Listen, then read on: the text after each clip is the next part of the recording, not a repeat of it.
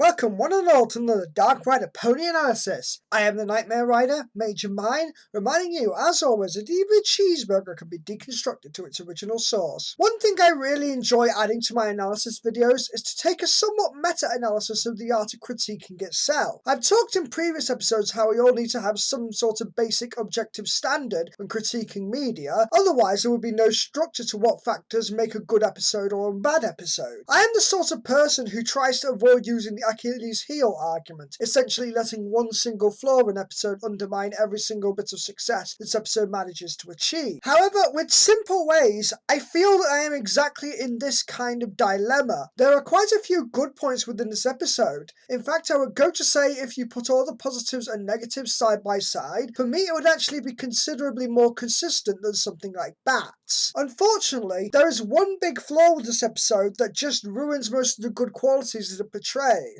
which is why this analysis is going to be a little bit different to my previous reviews. The one big flaw is Trenderhoof, but not for the reasons you may initially be thinking. It's not for the fact that he's a one-dimensional character, nor the fact that he only really cares for specific attributes of Applejack rather than herself as a whole pony. The thing that really gets me about his behaviour is that it's very reminiscent of a creepy stalker. He is constantly following Applejack around everywhere, with little to no concern for any attempt Applejack makes to get him away or tell him that he's not interested. I get that he isn't portrayed in a positive light in any sense. The episode is not justifying or glorifying his actions. But at the same time, this episode doesn't seem to acknowledge that the problem with Trenderhoof is the fact that he's constantly trying to get Applejack to love him, never taking no for an answer. Because of that, it's very hard for me to ignore this very blatant fact that is overlooked with the majority of the episode. To put this into perspective, I want to contrast with the aspects of this episode I did not take issue with. The fact that Rarity has somewhat of an obsessive crush on Trenderhoof as in character. She has done the same with Prince Blueblood in the past. Her initial priority in this episode was to create a fancy festival for Ponyville Day, a celebration of Ponyville's founding, with impressing Trenderhoof as being a secondary goal. This adds a nice bit of world building which Rarity is a part of. But as this episode progresses, she becomes more and more obsessed with imitating Applejack's quote-unquote simple country lifestyle in an attempt to get Trenderhoof to love her instead. I get that Rarity's actions are not supposed to be seen as good either. She is supposed to be seen as obsessive and ridiculous. It's just how much this obsession in the episode is framed as bad for a lesser reason, when a much bigger one isn't so much as acknowledged at all. I mentioned before that this episode does have a lot of good consistency to it, and I wasn't kidding either. Rarity and Applejack are the focus of this episode, so while the rest of the main six do appear in this episode, the interactions and lines are minimal since they don't need to say or do very much. Likewise, Spike gets a few good character moments in this episode, since he shows concern for Rarity's feelings after her initial rejection, as well as adding some dry referential humour on how Rarity frequently treated his crush on her in the past. When it comes to Applejack herself, the fact that she is constantly rebutting Trenderhoof's advances and rolling her eyes sarcastically at Rarity's obsession makes it clear that Trenderhoof is a bad guy in the scenario. She is concerned with Rarity's obsession, but also getting rightly annoyed at how ridiculous Rarity is behaving. She can see clearly right through Rarity's shallow efforts to change herself to imitate the qualities Trender sees so fondly in Applejack. But this brings us right back to the annoying problem I have with this episode's moral. All the attention is given to the notion that Rarity should just be herself and only ever expect other ponies to love her for her genuine inherent qualities, and never the fact that Trenderhoof would be a complete waste of her time since he is an obsessive, stalking creeper. To me, this also casts Rarity in a negative light, since during the season 1 finale, The Best Night Ever, Prince Blueblood repeatedly treats Rarity with a great deal of disrespect and rudeness, eventually leading Rarity to snapping and shouting him down. Rarity had taken enough of his BS and rightfully told him off for being incredibly disrespectful and rude. Here, we never get that. There is at least 3 times when Trenderhoof blatantly either showed Rarity aside to get to Applejack, or fakes out any interest he has in Rarity, only desiring to keep following Applejack around in order to get her to love him. Rarity even goes so far as to accuse Applejack of getting in the way, even though she has seen right in front of her very eyes that Applejack does not want anything to do with Trenderhoof. I hate sounding like a broken record, but I really need to emphasize just how frequently this goes on in a cycle during this episode. It's rinse and repeat territory with the same plot point over and over. Now it seems that most of the Brony analyst community so far actually found this episode to be quite comedic. They are laughing at how ridiculous Rarity is acting, as well as the silly imagery that comes along with it. Honestly, I don't blame them. It's supposed to be increasingly ridiculous, especially by the time Applejack tries to act like an ultra posh pony that she knows Rarity to be at heart. On second viewing, I actually found the scene both pretty funny and pretty clever. Applejack was acting like a mirror to Rarity's attitude, showing her just how ridiculous it is to act like a stereotype of a pony they know each other to be. Each transaction becomes more and more exaggerated until Rarity's true personality shines and she realizes just how silly she has been acting this whole time. Big praise should be going to Rarity's voice actress here, as she essentially had to voice act Rarity imitating Applejack's voice and made it work. But this all ties back to Trenderhoo's stalking behaviour, which is never properly addressed, no matter how good the moral we got is. It just annoyed me so much that I couldn't enjoy the rest of the episode's good merits. At this point, I need to make something really clear. I do not think that Josh